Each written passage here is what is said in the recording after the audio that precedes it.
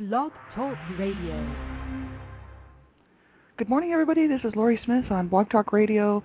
It's Wednesday, February the 10th, 5:30 in the morning here in Calgary, and I'm just waking up and glad to be here.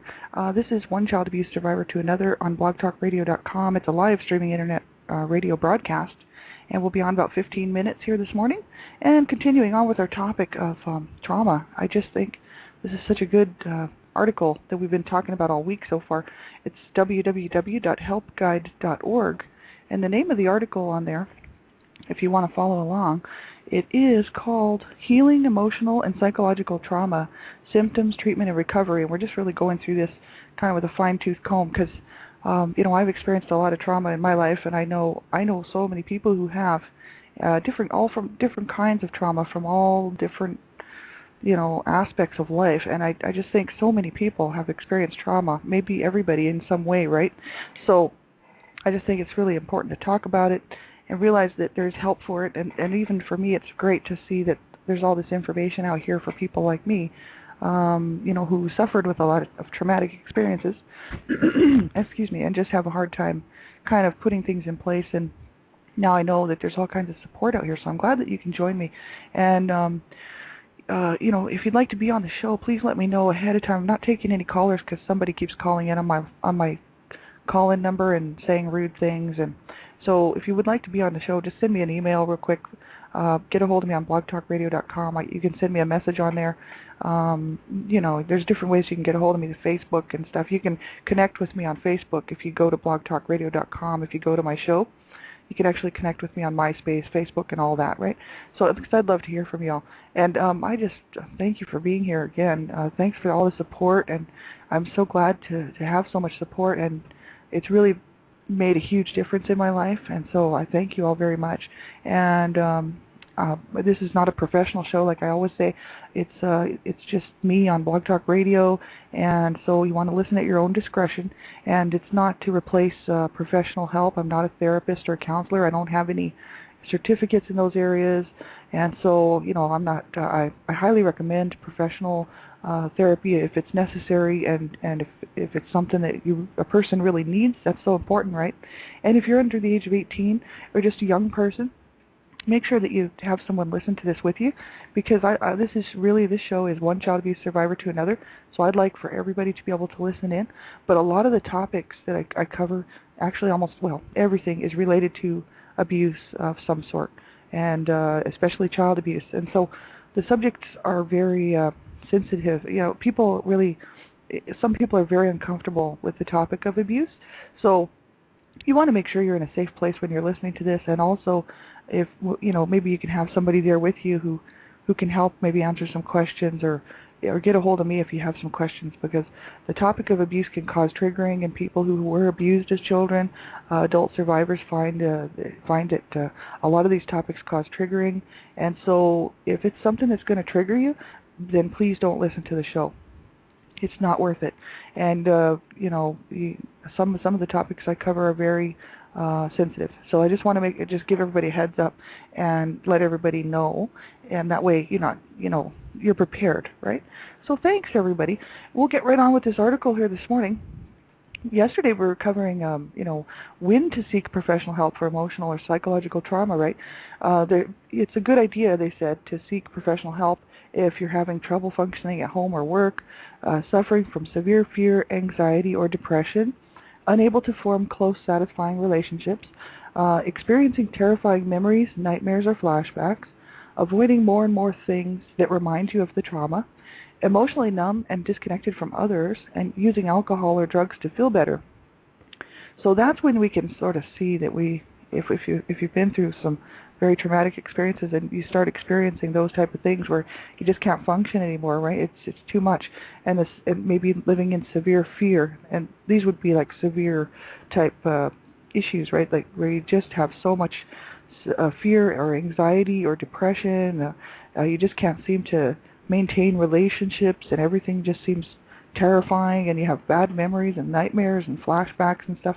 That's a good sign that we might need to reach out to find some good counseling or a therapist, right?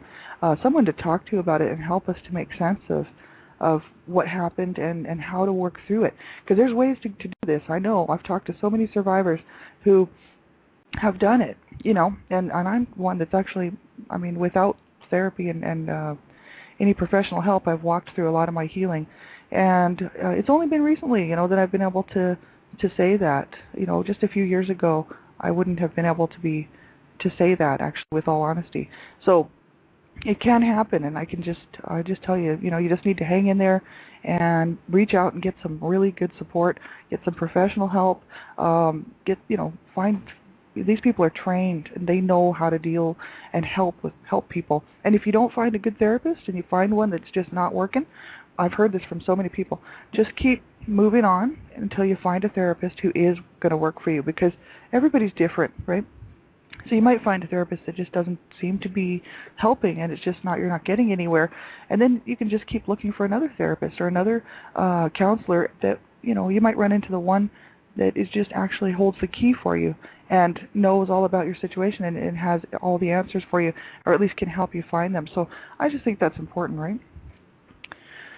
So it says here, finding a trauma specialist. Working through trauma can be scary, painful, and potentially re-traumatizing. Because of the risk of re-traumatization, this healing work is best done with the help of an experienced trauma specialist. Finding the right therapist may take some time. It's very important that the therapist you choose has experience treating trauma, but the quality of the relationship with your therapist is equally important. Choose a trauma specialist you feel comfortable with and trust your instincts. If you don't feel safe, respected, or understood, find another therapist. There should be a sense of trust and warmth between you and your therapist. So that's their advice and recommendations from www.helpguide.org and finding a trauma specialist, right? It says, after meeting a potential trauma therapist, ask yourself these questions. Did you feel comfortable discussing your problems with the therapist? Did you feel like the therapist understood what you were talking about? Were your concerns taken seriously, or were they minimized or dismissed? And were you treated with compassion and respect? And do you believe that you could grow to trust the therapist? So these are questions we can ask ourselves if we're going to seek out a therapist, especially one healing, who deals with trauma. We can ask ourselves those questions, because that's so important, right? There's lots of people out there, and people are all different. So like I said, you might run into one that just, for some reason, doesn't work for you. It just doesn't seem right. And, it says trust your instincts. And if you don't feel safe, respected, or understood, find another therapist, right? So I'm going to follow this advice. When I choose to seek therapy down the road, I very well might. And this information is very helpful for me. So I hope it's helping someone out there. And treatment for psychological and emotional trauma. We'll just continue reading on here. I'm just reading right from their page.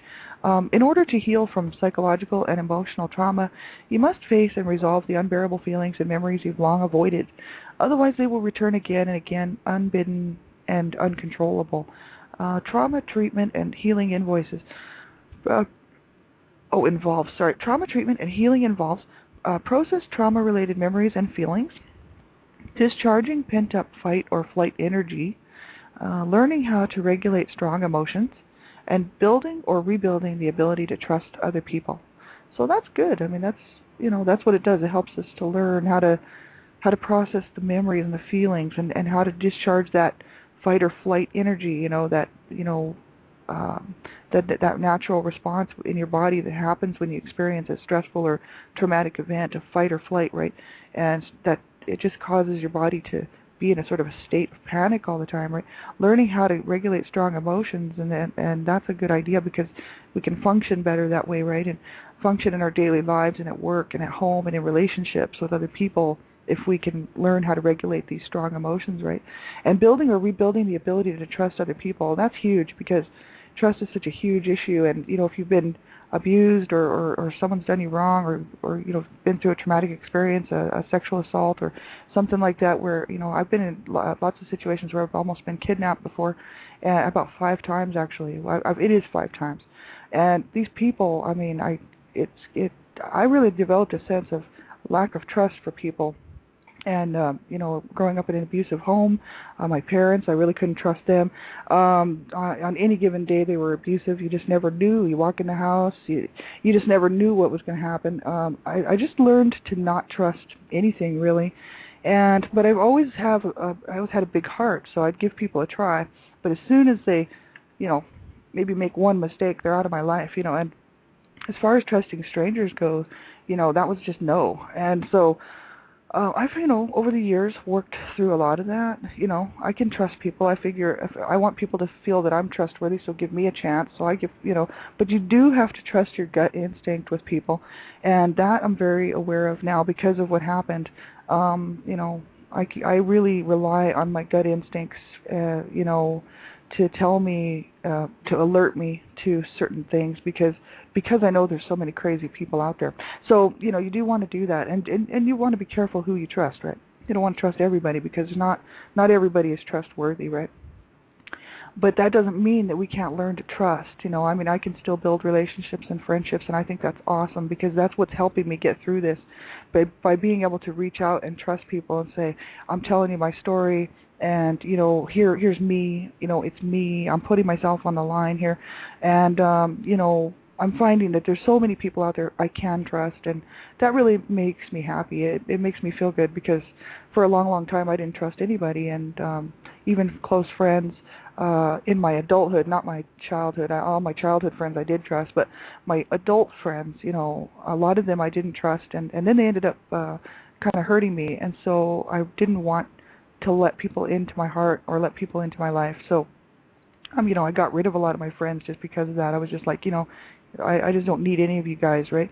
So then I was on my alone for so many years that without a friend, and now I'm reaching out and I'm finding there's so many good people out there, and I think that's just, it's been a huge part of my healing process to realize that I can trust some people and that it's okay to have some good relationships, and maybe people aren't perfect and they're going to make mistakes, but as long as we have respect for each other and can, maintain a good relationship that way. Because I don't hang around negative people, and I don't hang around with people that abuse me.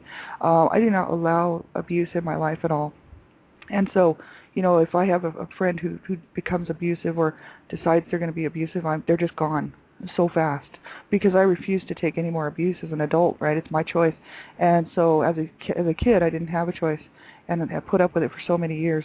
And now I'm like, it's my life, and I want to have a good life. So I hope that's what you will do. Do not allow yourself to be abused. And if your life is in danger and your life is being threatened, I cannot say this enough. Phone 911. I've been in that situation before where people's lives were being threatened, and you do not want that. That you phone 911 and keep yourself safe and keep yourself well. And if you're living in an abusive environment, really reach out to people, get some help.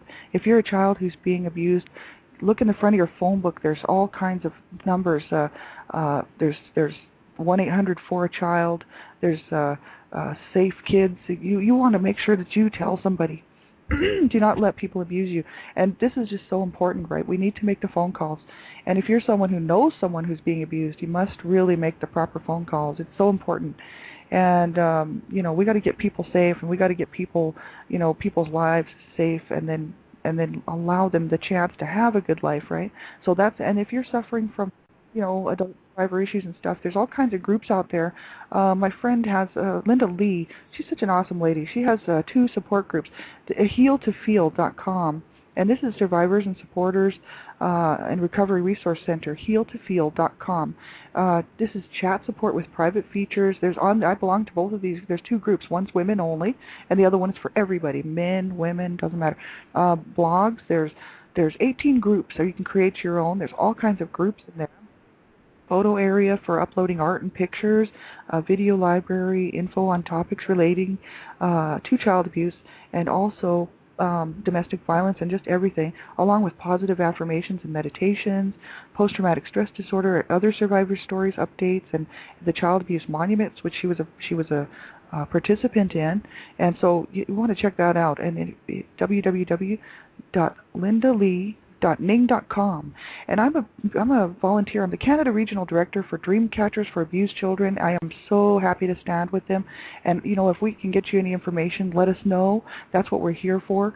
And I recommend the website to everyone that I know. Just type into your browser DreamCatchersForAbusedChildren.com and look through the resources there. They have tons and tons of resources for everyone, and regarding child abuse and child abuse awareness and prevention, and just all kinds of information there. You want to check it out. Everybody have a great day. I'll be back on tonight, 9:30. Thanks very much for being here with me. Bye-bye.